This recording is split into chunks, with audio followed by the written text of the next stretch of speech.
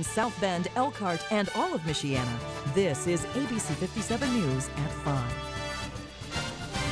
Expect a messy morning commute, Michiana. On your way to work, plan to tackle slick roads with low visibility. Here's a live look out of Kosciuszko County, where right now ABC 57's Jason Aubrey is standing by live in Warsaw. He has a look at things on the south and east side of Michiana. And we're also live in St. Joseph County this morning. Is just minutes. ABC 57's Eric Stelzer is hitting the roads, giving you a first-hand look at current driving conditions. Happy Friday and welcome to ABC 57 News. I'm Keitha Nelson. We're staying on top of this winter weather for you. Our crews have been busy overnight into the early morning. We begin with ABC 57 First Warning. Neighborhood meteorologist Monica Ott. She has your forecast.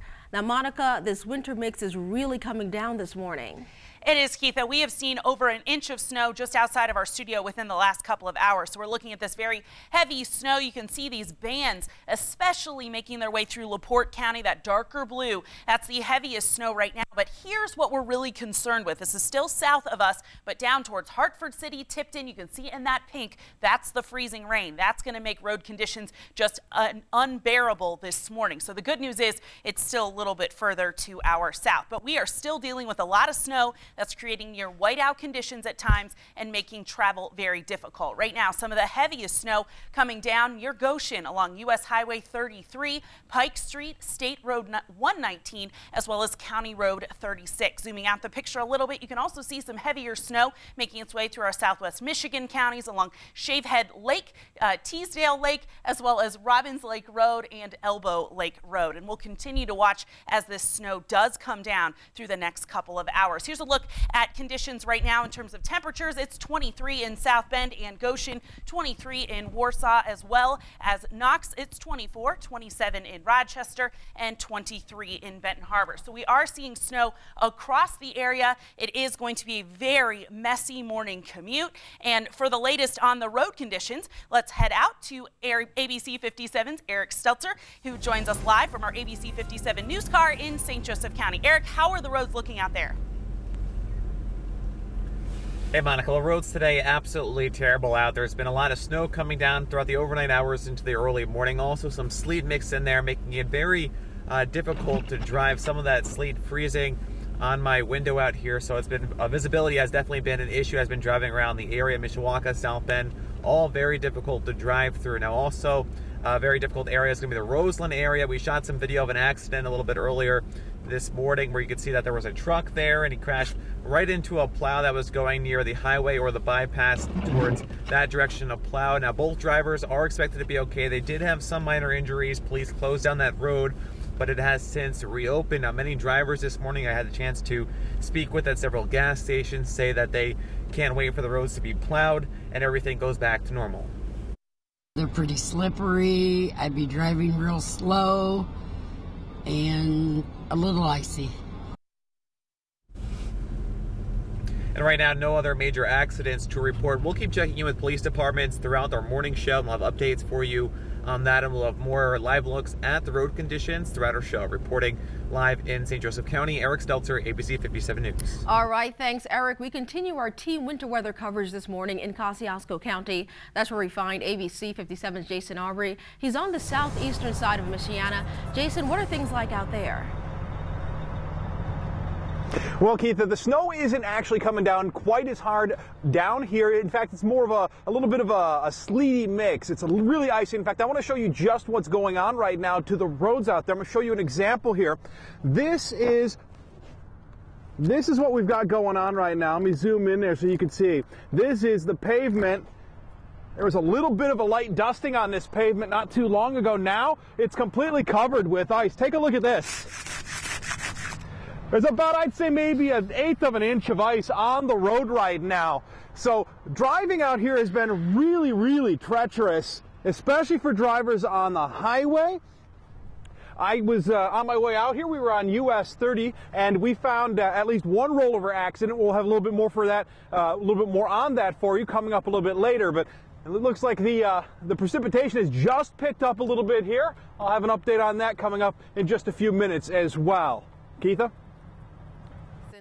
Now breaking overnight, medics rush rush to get elderly tenants out of a burning apartment in Benton Harbor. A fire sparked just before 10 at a senior living apartment complex on River Terrace Drive. Firefighters evacuated the entire high-rise as flames ripped through a 6th-floor apartment. Crews managed to contain the fire to that one apartment, which is now destroyed. So right now we have the American Red Cross that's here trying to ascertain who may or may not need shelter. We're making provisions for the people who might be smoked out or flamed out of their apartment to get food and shelter for the night. Now, luckily, no injuries were reported in that fire. And new this morning, we're following a developing story closely. The internet Casanova saga continues. Ray Holycross, who's accused of lying to and stealing from dozens of women in several states, is set to be arraigned in court this afternoon. ABC 57's Daryl Bajoris has the details. After questioning Ray Holycross, police say they have enough evidence to seek charges against him. He'll face a judge for the first time Friday afternoon since his 7-state crime spree came to an end, all because of a digital camera. I'm serious and I'm not giving up. Teresa Bridegroom isn't messing around.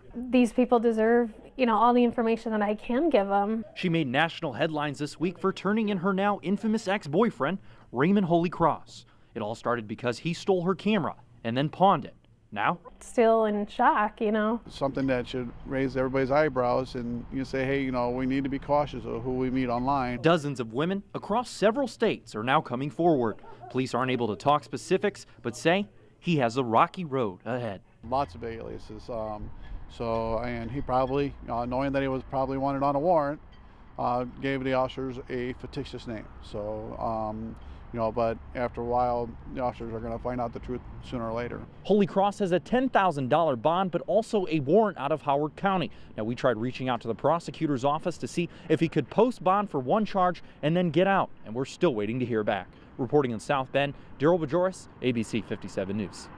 Times are changing, and now 1 in 5 relationships start online. But situations like that one leaves many single people a bit on edge. ABC 57's Jasmine Norwood decided to talk with a cyber expert. She has a breakdown of how you can stay safe if you decide to date online.